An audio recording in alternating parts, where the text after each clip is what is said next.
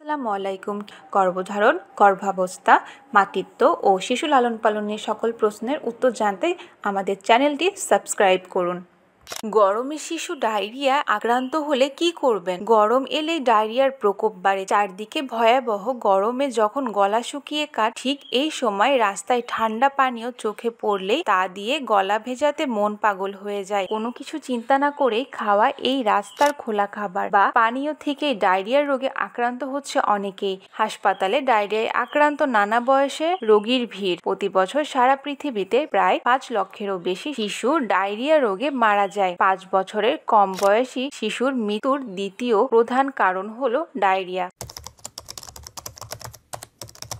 সাধারণত পরিপাকতন্ত্রে virus, bacteria বা অন্য কোনো পরিজীব সংক্রমণের ফলে ডায়রিয়া হয়ে থাকে। দিনে 3 বার বা তার বেশি বার ঘন ঘন পাতলা পায়খানা হলে তাকে ডায়রিয়া বলে ধরে নিতে হবে। শিশুদের ক্ষেত্রে ডায়রিয়া তীব্র হলে চাল ধোয়া পানির মতো পায়খানা নির্গত হয়। ডায়রিয়া কেন হয়?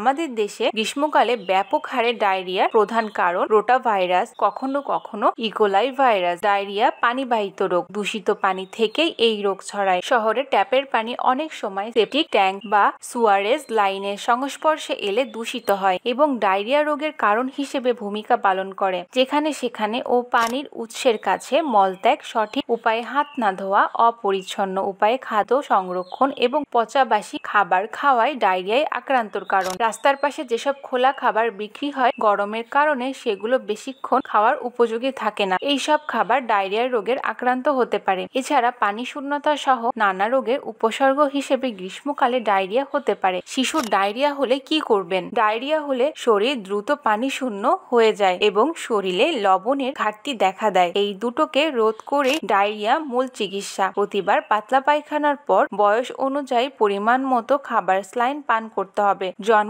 থেকে 2 বছর 10 থেকে 20 চা চামচ 50 বা 100 মিলিগ্রাম। 2 বছর থেকে 10 বছর 20 থেকে 40 চা চামচ 100 থেকে 200 মিলিগ্রাম। খাবার স্যালাইন ছাড়া ঘরের তৈরি তরল খাবার যেমন ভাতের মাড়, চিড়ার পানি, তাজা ফলের রস, ডাবের পানি ইত্যাদি দেওয়া যেতে পারে। স্বাভাবিক খাবারও পাশাপাশি চালিয়ে যেতে হবে। চিকিৎসকের পরামর্শ অনুযায়ী জিঙ্ক ট্যাবলেট খাওয়া যেতে পারে। এতে ডায়রিয়া তুলনামূলক কম সময় সেরে যাবে। কিন্তু যদি পাতলা পায়খানার সঙ্গে রক্ত, জ্বর, প্রচন্ড পেটে ব্যথা বা হাড় বা কামড়ানোর, পিচ্ছিল মলত্যাগের ব্যথা ইত্যাদি জটিল অবস্থা সৃষ্টি হয় তাহলে দ্রুত চিকিৎসকের পরামর্শ শরণাপন্ন হতে হবে। ডায়রিয়া প্রতিরোধ করতে হলে অবশ্যই নিরাপদ বিশুদ্ধ পানি পান করতে হবে। শিশুদের পরিষ্কার পরিচ্ছন্ন থাকার অভ্যাস গড়ে তুলতে হবে। নিয়মিত নখ কেটে পরিষ্কার রাখতে হবে। পরিষ্কার পরিচ্ছন্ন জীবনযাপন আর নিয়মিত সাবান দিয়ে হাত ধোয়ার মাধ্যমে ডায়রিয়া প্রতিরোধ করা সম্ভব। আজকে এই পর্যন্তই। পরবর্তীতে আরো কিছু গুরুত্বপূর্ণ বিষয় নিয়ে আলোচনা করব।